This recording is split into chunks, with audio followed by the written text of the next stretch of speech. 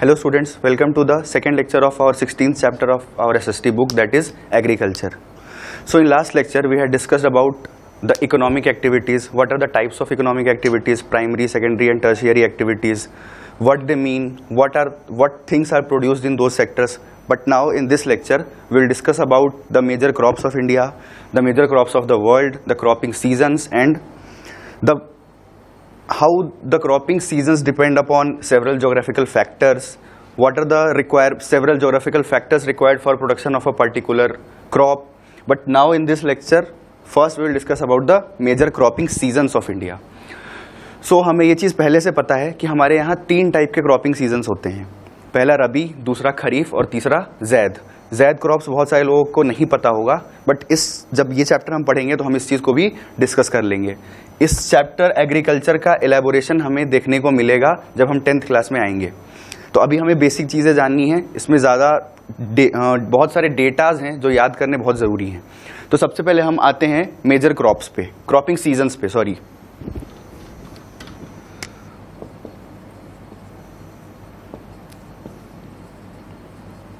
तो हमारा first season है जिसको हम बोलते हैं the season of rabi crops. Rabi crops ऐसे क्रॉप्स हैं जिनको हम ग्रो करते हैं विंटर सीजन में, तो हम उनको विंटर क्रॉप्स भी बोल सकते हैं. तो यहाँ पे अगर हम विंटर क्रॉप्स की बात कर रहे हैं तो इसका मतलब क्या है कि उन क्रॉप्स को ग्रो कब किया जाता होगा. उनका ग्रो करने का सीजन है विंटर. तो विंटर में हम इनका जो सो करने का टाइम होता है वो होता है अक्टूबर टू दिसंबर. सो करना मतलब जब हम खेती करना शुरू करते हैं, जब हम बीज डालते हैं, तो ये टाइम है अक्टूबर टू दिसंबर. और इनके हार्वेस्टिंग का टाइम मतलब जो फसल कटने वाली होती है तो वो टाइम है हमारा मार्च और अप्रैल का मंथ. तो मतलब ये जो 5-6 मंथ का ड्यूरेशन है इसमें ग्रो होते हैं हमारे रबी क्रॉप्स. अब हम पहले क्रॉप्स की बात करते हैं, फिर इसकी डिटेल में डिस्कस करेंगे. तो क्रॉप्स जो हमारे हैं रबी क्रॉप्स वो हैं वीट, बार्ले, ग्राम और मस्टर्ड. वीट आपको पता है, बार्ले पता है, ग्राम मतलब चना और मस्टर्ड मतलब सरसों. तो ये सारे क्रॉप्स ऐसे हैं जिनको हम ग्रो करते हैं विंटर सीजन में. अब अगर हम बात करें ज्योग्राफिकल रिक्वायरमेंट की, या टेम्परेचर, क्लाइमेटिक कंडीशंस क्या होने चाहिए, रेनफॉल क्या होना चाहिए, सॉइल कैसी होनी चाहिए, तो हम ऐसे ही अगर हमें ये चीज़ें याद हो तो हम ऑटोमेटिकली उस चीज़ को डिटरमाइन कर सकते हैं. तो अगर हम एक ही क्रॉप को लेके चलते हैं, फॉर एग्जाम्पल वीट, तो जब वीट ग्रो होता है तो सीजन हमें पता है अक्टूबर टू दिसंबर. और सॉइल जो ज़रूरी है वीट के ग्रोथ के लिए वो है well drained alluvial soil. Alluvial soil हमारी कहाँ पे होती है? वो हमारे होते हैं नॉर्दर्न प्लेन्स में. Northern plain West Bengal.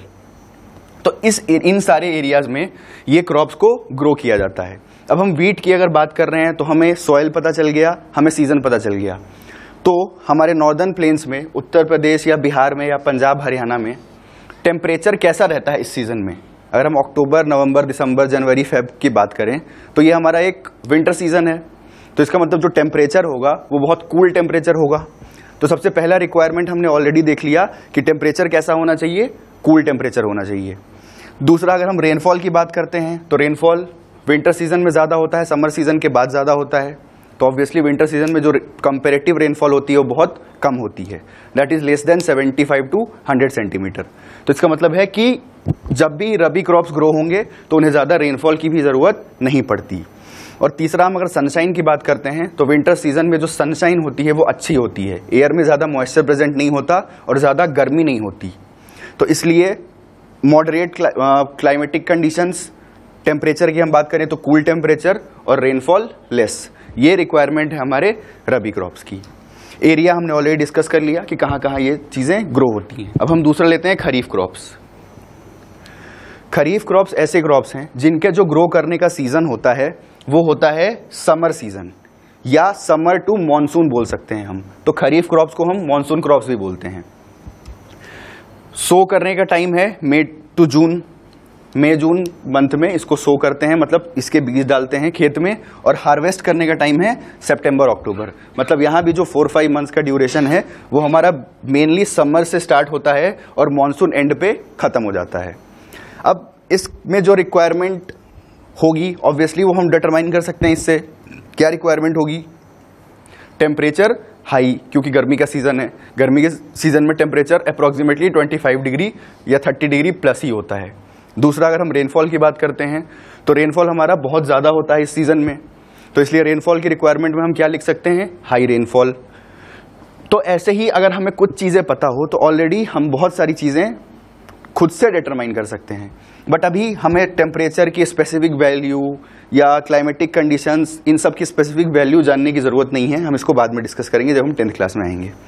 तो अभी हम क्रॉप्स देखते हैं खरीफ क्रॉप्स के, खरीफ सीज़न के। तो ये हैं हमारे राइस, तूर, कॉटन और मूंग। ये चारों मेजर क्रॉप्स हैं जिनको हम खरीफ सीज़न में सो करते हैं और उसी में हार्वेस्ट भी करते हैं। अब ये दोनों के बाद एक तीसरा क्रॉप भी हमारा आता है, ज़ैद।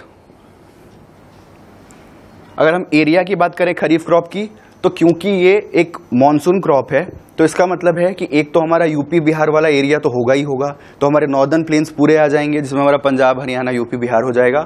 उसके बाद हमारे कोस्टल एरियाज जैसे तमिलनाडु, महाराष्ट्र, गुजरात, इन सब एरियाज को भी हम खरीफ क्रॉप में इंक्लूड कर सकते हैं क्योंकि हमारे कोस्टल एरियाज में बारिश ज़्यादा होती है।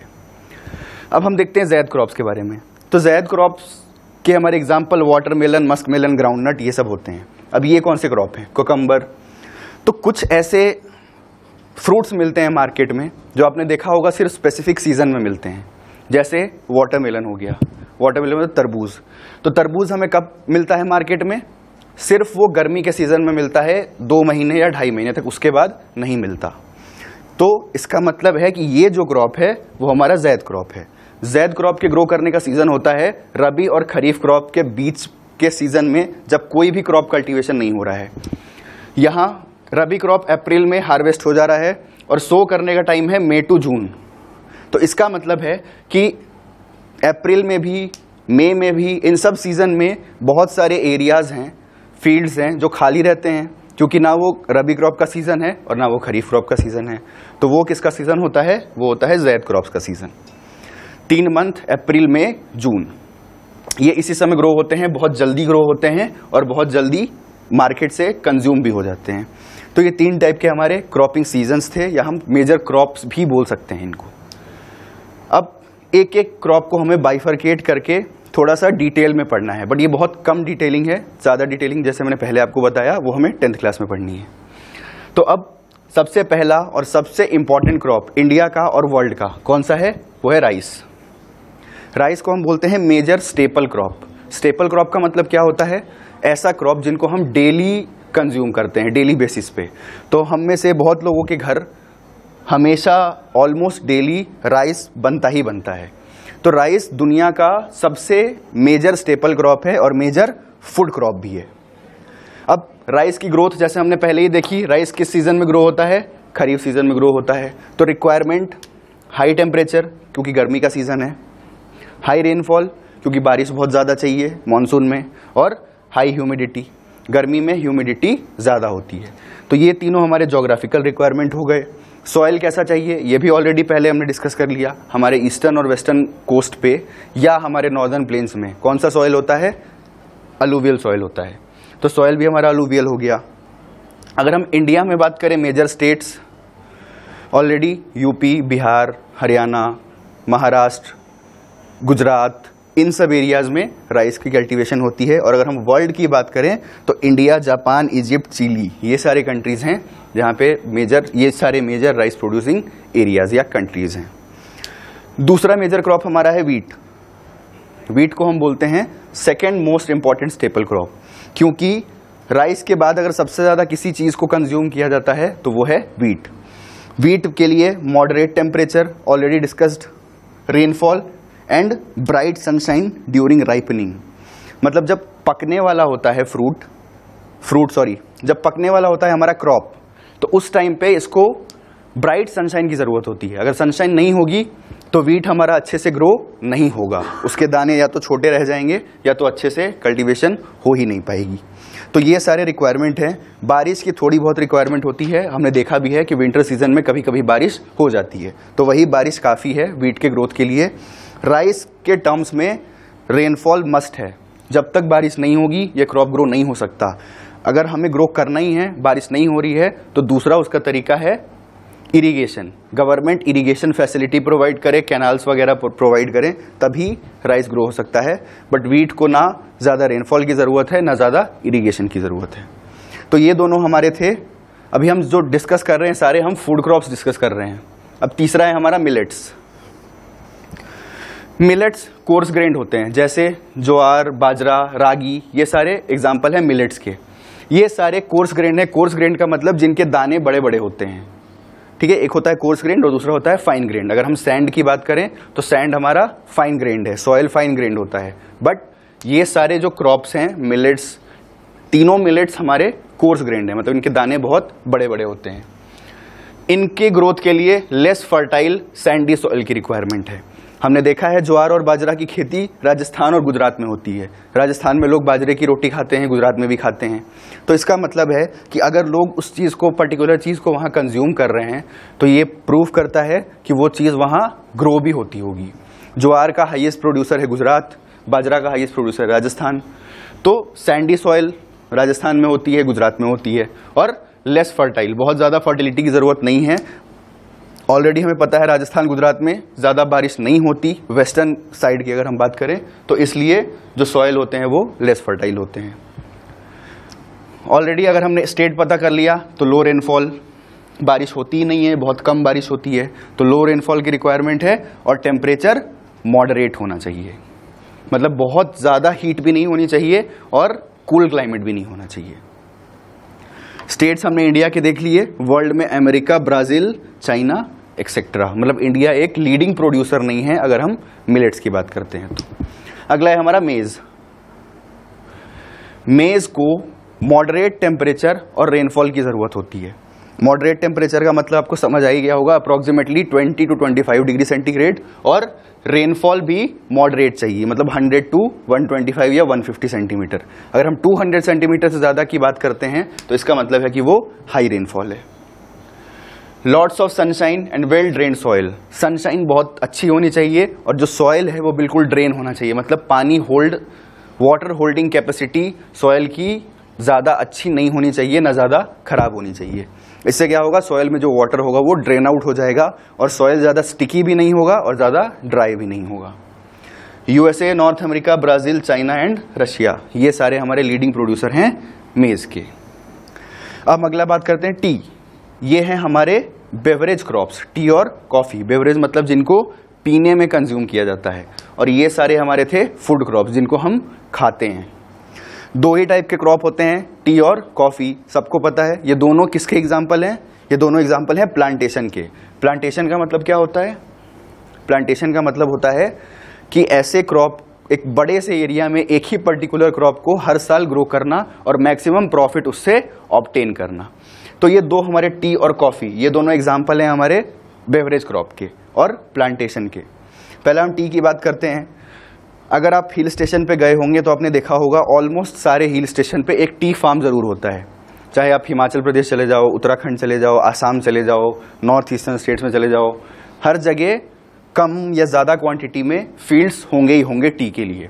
तो इससे हमें पहली चीज़ क्या पता चल गई कि टेम्परेचर की रिक्वायरमेंट क्या होगी? Cool temperature.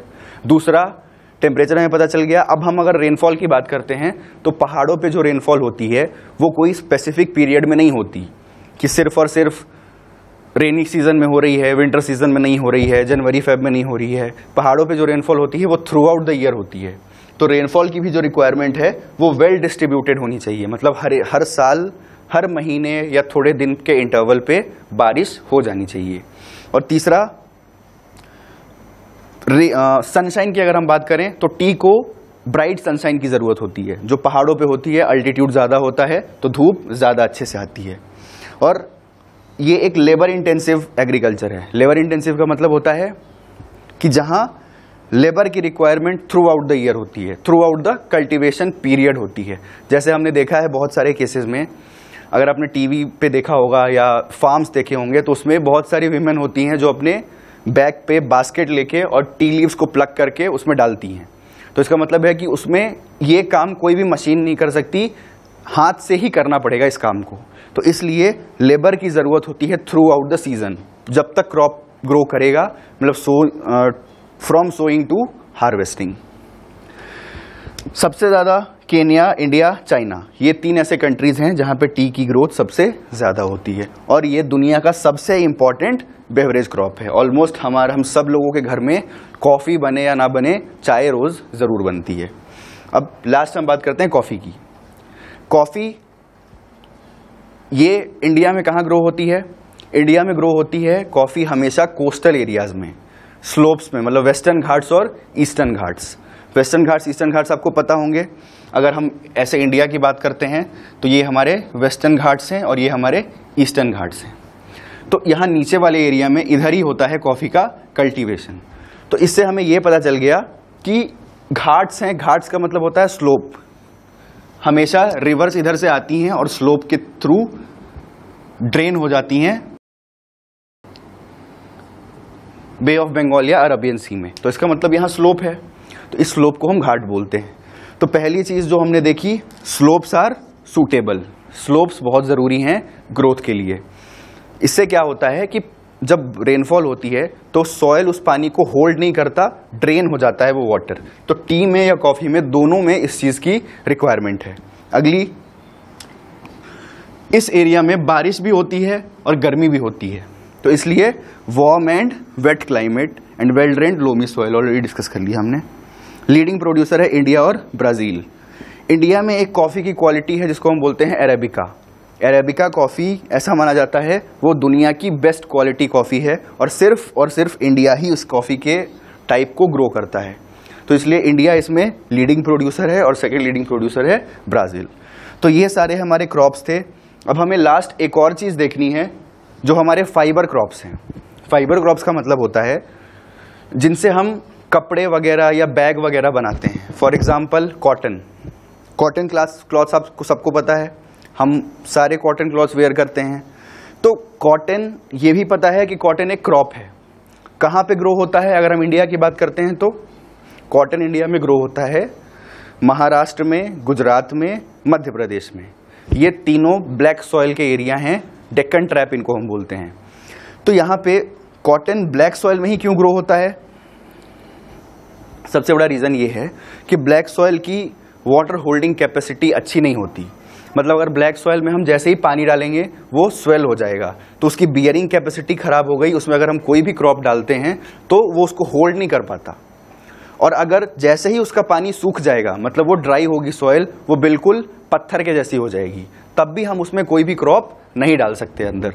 तो दोनों केसेस के लिए ब्लैक सॉइल सूटेबल नहीं है जनरल क्रॉप्स के ग्रो के लिए। तो इसका मतलब है कि उसकी क्वांटिटी, वाटर क्वांटिटी बिल्कुल इतनी एक्यूरेट होनी चाहिए कि ना उसमें पानी ज़्यादा हो और ना उसमें पानी कम हो। तो कॉटन उसमें इसलिए ग्रो होता है क्योंकि कॉटन एक स्वेल्ड क्रॉप है, स्वेलिंग होती है कॉटन की, हमने देखा है। तो इसके लिए वो बिल्कुल सूटेबल सॉइल है ब्लैक सॉइल, क्योंकि उसकी भी वाटर होल्डिंग कैपेसिटी पुअर है, तो उसमें भी पानी डालो तो वो स्वेल कर जाता है। और कॉटन हमें पता ही है कि वो भी बहुत जल्दी स्वेल कर जाता है।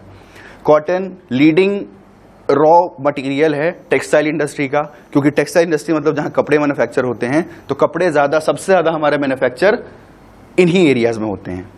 और दूसरा, कॉटन ही एक सबसे बड़ा रॉ मटेरियल है जो टेक्सटाइल इंडस्ट्री में एक्सपोर्ट किया जाता है।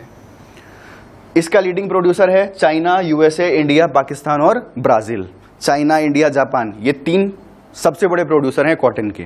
तो चाइना, इंडिया, जापान, बाकी ब्राजील, पाकिस्तान, वो सब बहुत कम एरियाज में प्रोड्यूस होते हैं वहाँ पे। और लास्ट अगर हम बात करते हैं तो हमारा है जूट। जूट को बोला जाता है गोल्डन फाइबर। जूट अगर आपको नहीं पता हो तो मार्केट में जाएंगे हम अगर, तो बहुत जगह हमें ऐसे कपड़े मिलते हैं जैसे कारपेट जो हमारे घर पे होता है, तो मैक्सिमम केसेस में वो कारपेट जूट का बना होगा। जूट का मेनली जो ग्रोइंग एरिया है वो है वेस्ट बंगाल और बांग्लादेश। अगर हम इंडिया की बात करते हैं तो वेस्ट बंगाल, और अगर हम वर्ल्ड में बात करते हैं तो बांग्लादेश। जूट की खेती पूरी दुनिया में हर जगह नहीं होती, सिर्फ और सिर्फ इंडिया और बांग्लादेश में होती है। 80 to 85% जूट। अब जूट का यूज़ क्या है? इससे गनी बैग्स बना सकते हैं हम, इससे हम कारपेट्स बना सकते हैं, इससे हम जब घरों में एंटर करते हैं तो कारपेट जो छोटा सा होता है वो बना सकते हैं। तो इससे यही सारी चीज़ें बनती हैं, जूट के कपड़े वगैरह नहीं बनते। तो इसलिए अब इसको रिप्लेस करने के लिए हमारे पास बहुत सारे आइटम्स अवेलेबल हैं। कॉटन का रिप्लेसमेंट नहीं है, है, बट फिर भी लोग कॉटन को ज़्यादा प्रेफर करते हैं। बट अगर हम जूट की बात करते हैं तो अगर कारपेट जूट का नहीं होगा तो रेयन है, नाइलन है, पॉलिस्टर है और भी बहुत सारे कपड़े हैं जिनको फैब्रिक्स हैं जिनको यूज़ किया जा सकता है as an alternative to jute. तो इसलिए जूट एक गोल्डन फाइबर क्रॉप था, बट धीरे धीरे अब जूट डिक्लाइन होता जा रहा है। हर जगह जूट हमें देखने को नहीं मिलता, हर जगह जूट की बनी हुई चीज़ें भी देखने को नहीं मिलती। और बहुत सारे फैक्ट्रीज हमारे इंडिया में लोकेटेड थे वेस्ट बंगाल के पास जूट के, बट वो सारे फैक्ट्रीज अब बंद हो रहे हैं क्योंकि लोग जूट को प्रेफर नहीं करते। गवर्नमेंट बहुत सारी कोशिश कर रही है कि वो जूट को प्रमोट कर सके और जो छोटे मोटे प्रोड्यूसर्स हैं, फैक्ट्री ओनर्स हैं, उनको भी फ़ायदा हो, बट गवर्नमेंट की पॉलिसी सक्सेसफुल पूरे हद तक तो नहीं हो पा रही हैं। तो ये दोनों थे हमारे कॉटन और जूट फाइबर क्रॉप्स। तो आज हमने जो जो चीज़ें डिस्कस की हैं इनमें हमारे थे major cropping seasons, major crops, food crops, non food crops, beverage crops और फाइबर क्रॉप्स। अब नेक्स्ट लेक्चर में हम डिस्कस करेंगे कि इनको डेवलप करने के लिए एग्रीकल्चर को हमारी गवर्नमेंट क्या क्या चीज़ें कर रही है, मतलब एग्रीकल्चरल डेवलपमेंट। और हम डिस्कस करेंगे अगर हम फार्म को कंपेयर करते हैं इंडिया के और यूएसए के, तो मतलब जो खेतों में कल्टीवेशन होता है तो फार्मर्स की क्या स्थिति है और हमारे यहाँ जो फील्ड्स होते हैं कल्टीवेबल फील्ड्स, वो फील्ड्स कैसे होते हैं अगर हम यूरोपियन कंट्रीज़ या वेस्टर्न कंट्रीज से कंपेयर करते हैं। तो बस आज के लेक्चर में इतना ही था, बाकी हम नेक्स्ट लेक्चर में कंटिन्यू करेंगे। Thank you.